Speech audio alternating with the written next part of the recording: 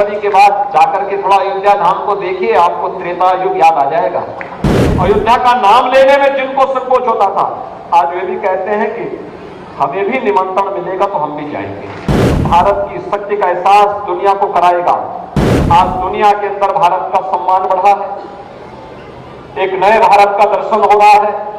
22 जनवरी के बाद जाकर के थोड़ा अयोध्या धाम को देखिए, आपको त्रेता युग याद आ जाएगा।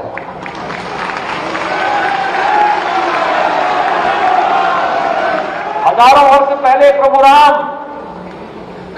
पुष्पक विमान से अयोध्या आए होंगे, और अब तो अयोध्या में इंटरनेशनल एयरपोर्ट का भी उद्घाटन हो गया है। रेलवे लाइन डबल लाइन के साथ जोड़ा जा चुका है, और एक स्टेशन का उद्घाटन तो प्रधानमंत्री जी ने स्वयं किया है। और अब तो अयोध्या और उसके आसपास 5-6 नए स्टेशनों का विकास किया जा रहा है, किसी को भी समस्या नहीं होगी। और यही नहीं, सड़क मार्ग से जोड़ लिया गया, रेल मार्ग से जोड़ लिया गया, वायु मार्ग से भी जोड़ लिया गया, और जल मार्ग से जोड़ने की कार्रवाई भी हमारी प्रारंभ हो गई है। जीवन का यह अनुशासन और सैन्य शक्ति का अनुशासन हम सबको आगे बढ़ाने में मदद करेगा। भारत की शक्ति का एहसास दुनिया को कराएगा।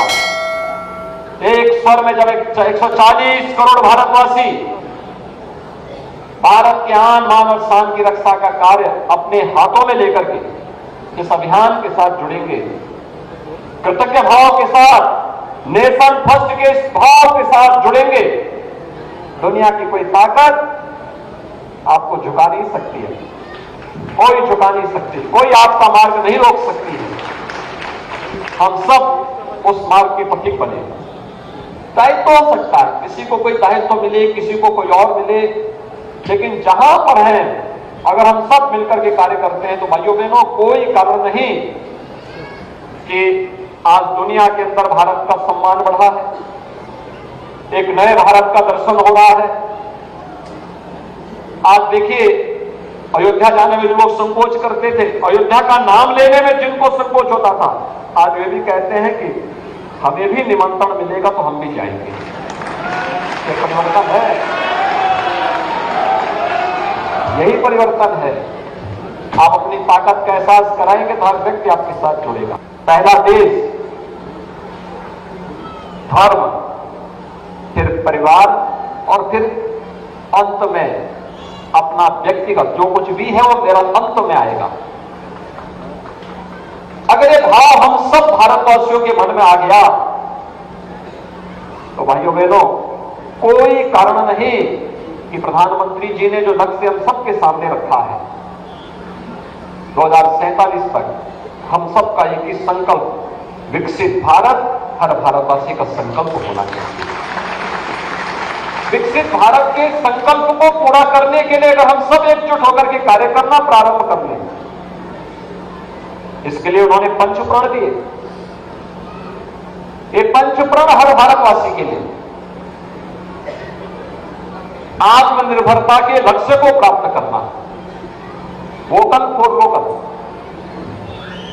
स्थानीय चीजों पर प्राथमिकता के साथ उसे आगे बढ़ाने का प्रयास, लेकिन गुलामी के अंशों को सर्वथा समाप्त करना, विरासत का सम्मान करना, तो समरसता और एकता और अखंडता के लिए कार्य करना, और अंत में नागरिक कर्तव्य। हम सबके नागरिक कर्तव्य क्या हैं? इन नागरिक कर्तव्यों के प्रति भी अगर हर व्यक्ति जागरूक होकर के कार्य करता है तो भाइयों बहनों, कोई कारण नहीं कि पंचप्राण 2047 आते आते भारत को दुनिया की एक बड़ी ताकत के रूप में स्थापित कर सके। कोई इसको रोक नहीं सकता है।